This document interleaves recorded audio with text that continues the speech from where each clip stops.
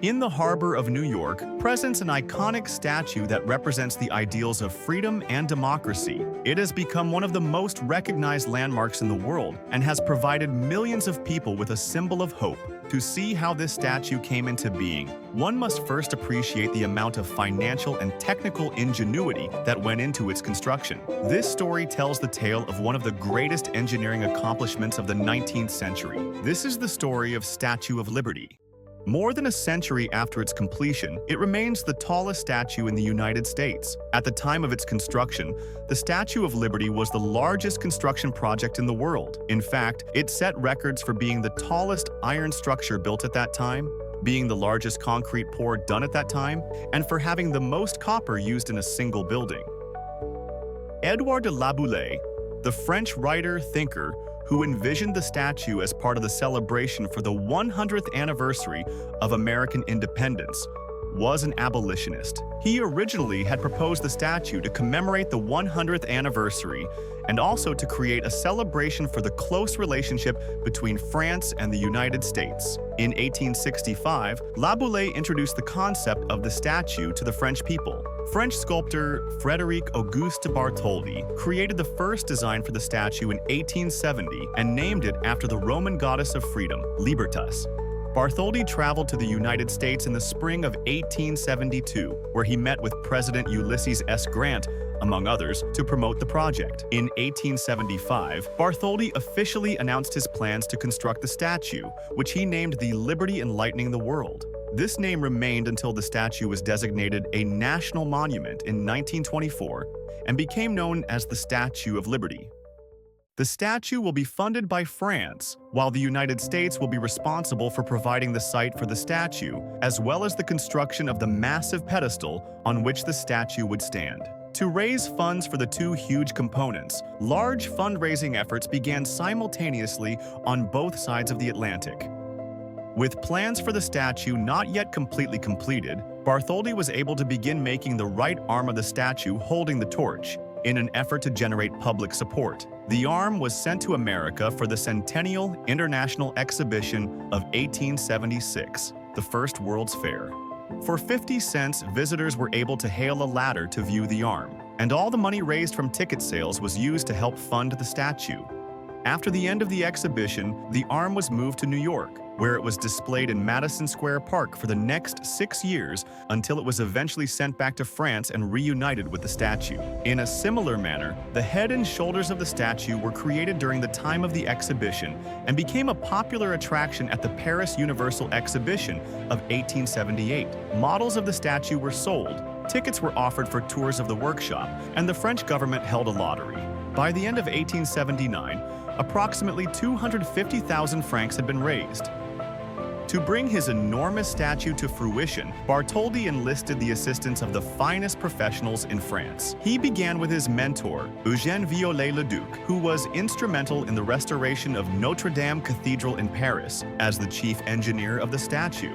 Viollet-le-Duc created a brick pier inside of the statue to which the copper skin would attach itself. The copper skin is made up of sheets of copper that were formed through the repoussé method, whereby the copper would be heated and then struck against using wooden hammers.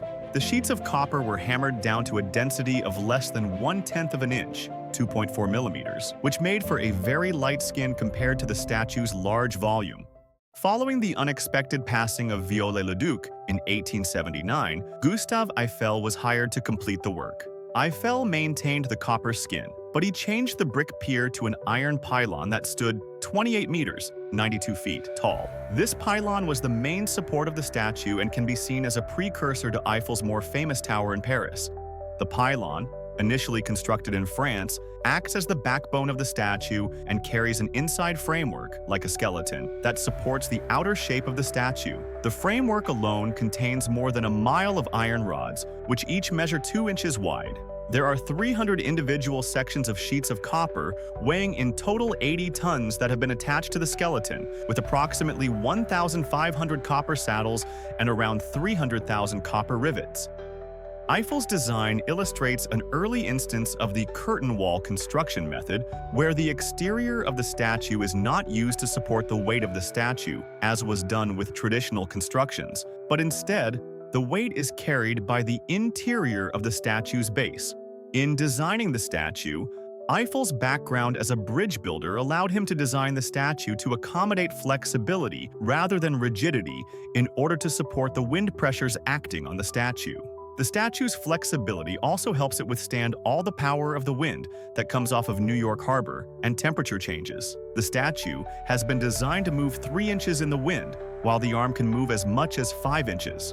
The complete statue was made and assembled in Paris from 1881 to 1884. It was taken apart, placed in 214 cases, and shipped to the United States on board the French Navy ship Isère. The assembled statue was met with much excitement in New York Harbor on June 17, 1885, before the base was finished. It was really hard to find people in the United States to finance the construction of the statue. With only $150,000 raised, the statue project was at a standstill, which led to Joseph Pulitzer, publisher of the New York World, to launch his campaign to raise the remaining $100,000 needed to complete the statue. Pulitzer successfully met his goal and raised 80% of the funds in amounts of less than $1. The pedestal is an incredible example of neoclassical architecture, as it is 89 feet tall. Richard Morris Hunt was hired to design the pedestal, and General Charles P. Stone was appointed as the engineer-in-chief. Hunt's original design was for solid granite, but due to budget constraints, the design was changed to include the largest mass concrete pour in history at the time.